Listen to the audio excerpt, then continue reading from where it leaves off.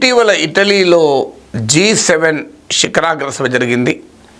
So వాస్తవంగా G7 అంటే పారిశ్రామికంగా అభివృద్ధి చెందిన దేశాల కూటమి. America, Britain, France, Japan, Canada లాంటి దేశాలు. కానీ భారతదేశం కూడా ఇందులో భాగస్వామైంది, పాల్గొంది. నరేంద్ర మోడీ హాజరయ్యారు. మీరు ఆ వార్తలు చూసి ఉండాలి. ఎందుకంటే G7 అవుట్ రీచ్ అనే కార్యక్రమంలో భాగంగా మన దేశంతో పాటు మరికొన్ని దేశాలను కూడా ఆహ్వానించింది. సో G7 తమ మధ్య తాము చర్చించుకోవడమే కాకుండా ఇతర దేశాలతో కూడా సంప్రదింపులు జరిపేటానికి G7 శిఖరాగ్ర సభలకు ఇతర దేశాల అధినేతల్ని కూడా పిలుస్తూ ఉంటారు. అందులో భాగంగానే ఈ G7 అవుట్ రీచ్ కార్యక్రమానికి భారతదేశానికి కూడా ఆహ్వానం అందింది. అసలు G7 అంటే ఏమిటి? గతంలో G7 G8గా మారింది. ఎందుకు మారింది? ఆ తర్వాత మళ్ళీ G7గా రూపాంతరం చెందింది. ఆధునిక ప్రపంచంలో G7 ప్రత్యేకత ఏంటి, ప్రాధాన్యత ఏంటి? G7కు G20కి ఉన్న తేడా ఏంటి? ఎందుకని G20 ముందుకొచ్చింది? ఇలాంటి ప్రశ్నలకు సమాధానం చెప్పే ప్రయత్నమే ఈ వీడియో. G7 అనేది గ్రూప్ ఆఫ్ 7 సంక్షిప్త నామం.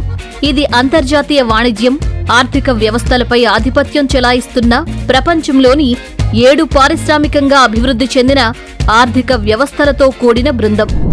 ఇందులో సభ్యదేశాలుగా United States, Canada, UK, France, Germany, Italy, Japan. అయితే సోవియట్ యూనియన్ పతనానంతరం 1998లో ఈ కూటమిలో రష్యా చేర్చుకుని G8గా ఏర్పడింది. కానీ క్రిమియాను ఆక్రమించుకున్నందుకు నిరసనగా 2014లో రష్యాను G8 బహిష్కరించింది. దీంతో ఈ బృందం తిరిగి G7గా మారింది. అయితే ఈ G7 గ్రూపులో రెండవ అతిపెద్ద ఆర్థిక వ్యవస్థ, జనాభాను కలిగి ఉన్నప్పటికీ చైనా ఎప్పుడూ సభ్యదేశంగా లేదు. ఇందుకు కారణం చైనాలో వ్యక్తి సంపద సాపేక్షకంగా G7 దేశాల కన్నా తక్కువ స్థాయిలో ఉండటం వల్ల అభివృద్ధి చెందిన ఆర్థిక వ్యవస్థగా వారు భావించలేదు. ఇక EU అని పిలువబడే యూరోపియన్ యూనియన్ సైతం ఇందులో సభ్యదేశం కాదు. అయినప్పటికీ G7 వార్షిక సదస్సులకు హాజరవుతుంది. అయితే చైనా, యూరోపియన్ యూనియన్, G7 దేశాలతో పాటు అభివృద్ధి చెందిన, అభివృద్ధి చెందుతున్న దేశాల కూటమైన G20 గ్రూపులో ఉన్నాయి. సంవత్సరం పొడవునా G7 దేశాల మంత్రులు, అధికారులు వివిధ సమావేశాలు నిర్వహిస్తారు, ఒప్పందాలను కుదుర్చుకుంటారు, ప్రపంచ సంఘటనలపై సంయుక్త ప్రకటనలను వెలువరిస్తారు. 2008లో అంతర్జాతీయ ద్రవ్య సంక్షోభం నేపథ్యంలో ఆవిర్భవిస్తున్న ఆర్థిక వ్యవస్థల ప్రాధాన్యత పెరగడంతో G7 కన్నా G20కి అధిక ప్రాచుర్యం లభించింది.